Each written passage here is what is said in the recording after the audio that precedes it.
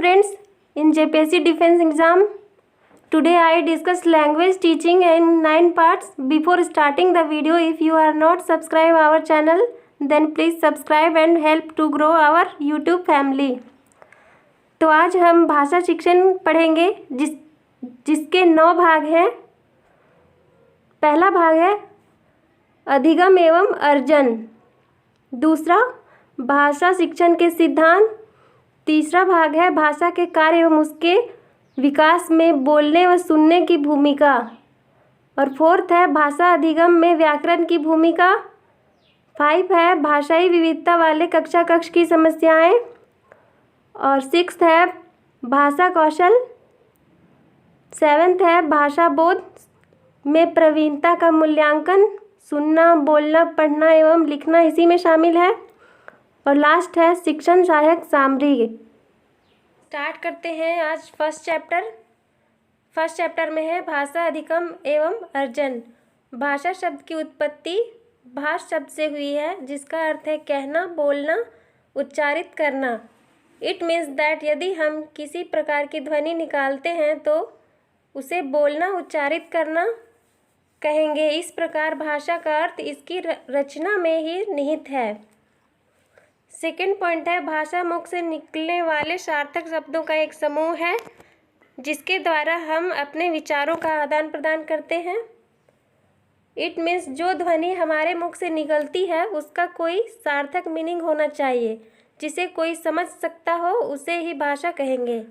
यदि कोई ऐसी ध्वनि अपने मुख से निकालता है जो दूसरों को समझ में ना आए तो उसे भाषा हम नहीं कह सकते हैं। थर्ड पॉइंट में है भाषा के 2 रूप हैं। पहला है मौखिक भाषा और दूसरा लिखित भाषा। एक अन्य प्रकार है सांकेतिक भाषा।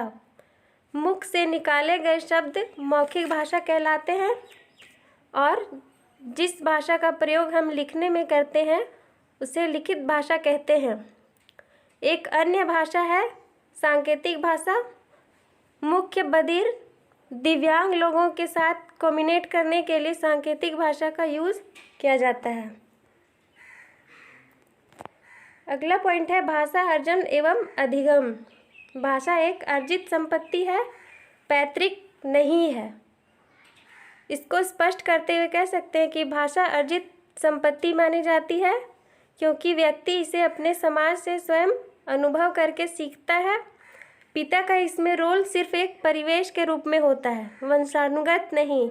इस प्रकार इसे हम एक पैतृक नहीं कह सकते हैं।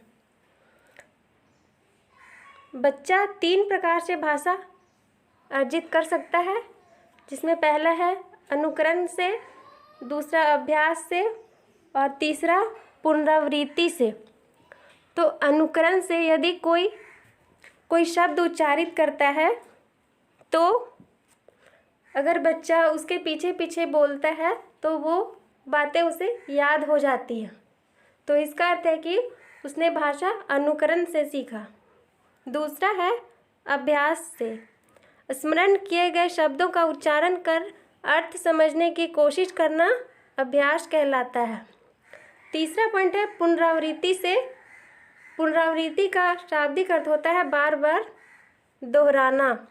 किसी सीखे या सुने हुए शब्द को बार बार रिपीट करना पुनरावृत्ति कहलाता है। बार बार रिपीट करने से चीज़ें याद हो जाती हैं और व्यक्ति अधिक दिन तक स्मरण रख सकता है, जिसे स्मृति भी हम कहते हैं।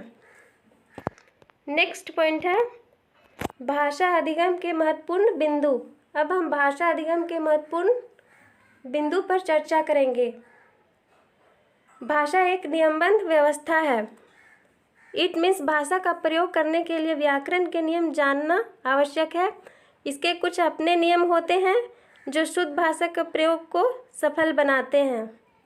अगला पॉइंट है भाषा निरंतर परिवर्तनशील है। भाषा परिवर्तनशील क्रिया है जो समय के अनुसार उसमें कुछ नए नए शब्द ऐड होते जाते हैं लिखने एवं उच्चारित करने के लिए, इसलिए यह परिवर्तनशील माना गया है। भाषा का प्रभाव जटिल से सरल की ओर होता है।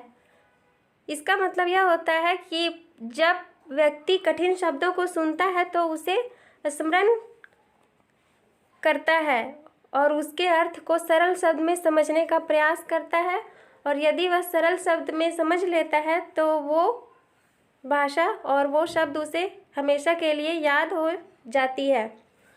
नेक्स्ट है भाषा सर्वव्यापक सभी जगह है। ऐसी कोई जगह नहीं है जहाँ जीव रहते हों और उनकी भाषा ना हो।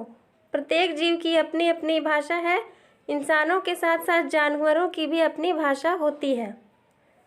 नेक्स्ट क्वेश्चन है, संयुक्त परिवार में बच्चे का भाषा विकास अच्छा होता है। ज़्यादा लोगों के संपर्क में रहने से व्यक्ति भाषा का विकास उसमें अधिक होता है। वो सभी लोगों से संपर्क करता है और नए नए शब्द सीखता है, व्यवहार करना सीखता है। भाषा को सीखने के लिए संबंध भाषा का वातावरण होना आवश्यक है। ये सबसे इम्पोर्टेंट है क्योंकि व्यक्ति जिस वातावरण में रहता है उसकी भाषा दक्षता भी उसी के अनुरूप विकसित होती है। नेक्स्ट है भाषा अध्ययन में मुख्य तत्व उच्चारण की स्पष्टता। भाषा का सही उच्चारण आवश्यक है क्योंकि भाषा का सही अर्थ उसके उच्चारण करने की विधि से ही निकलती है। नेक्स्ट है भाषा की कक्षा में यह महत्वपूर्ण है कि भाषा के प्रश्न भूमि पर किसी को पीछे ना छोड़ा जाए। भाषा की कक्षा में शिक्षकों का विशेष दायित्व बनता है कि वे सभी छात्रों को भाषा अच्छे और नियमबद्ध तरीके से सिखाएं क्योंकि उसके अन्य विषय भी उसी भाषा से रिलेटेड होते हैं। नेक्स्ट है भाषा के विविध प्रयोग से ही भाषा की विविध कुशलता आती है। भाषा का प्रयोग जितना ज़्यादा किया जाएगा व्यक्ति उसमें उतना ही अधिक दक्ष होता जाता है। नेक्स्ट है भाषा सीखने में जो त्रुटियां होती हैं वह सीखने की प्रक्रिया का एक स्वाभाविक हिस्सा होता है जो समय के साथ दूर होने लगता है।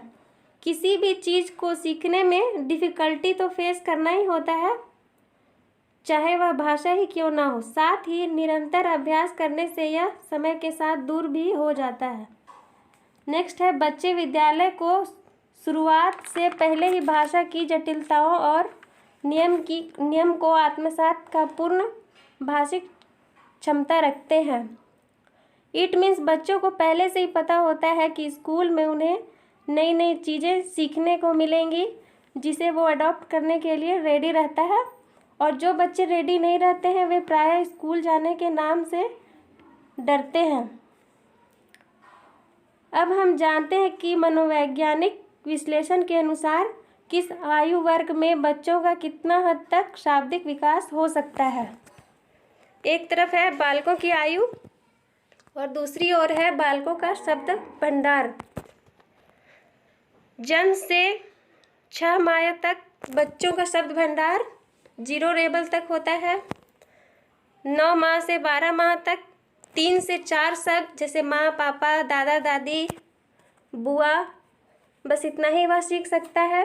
1.5 वर्ष तक 10 से 12 शब्द, 2 वर्ष तक 272 शब्द, 2.5 वर्ष तक 450 शब्द, 3 वर्ष तक 1000 शब्द, 3.5 वर्ष तक 1250 शब्द, 4 वर्ष तक 1650 शब्द, 5 वर्ष तक 2100 शब्द, 11 वर्ष तक 50,000 शब्द, 14 वर्ष तक 80,000 शब्द, 16 वर्ष से आगे 1 लाख से अधिक शब्द का भंडार बच्चों में विकसित हो जाता है।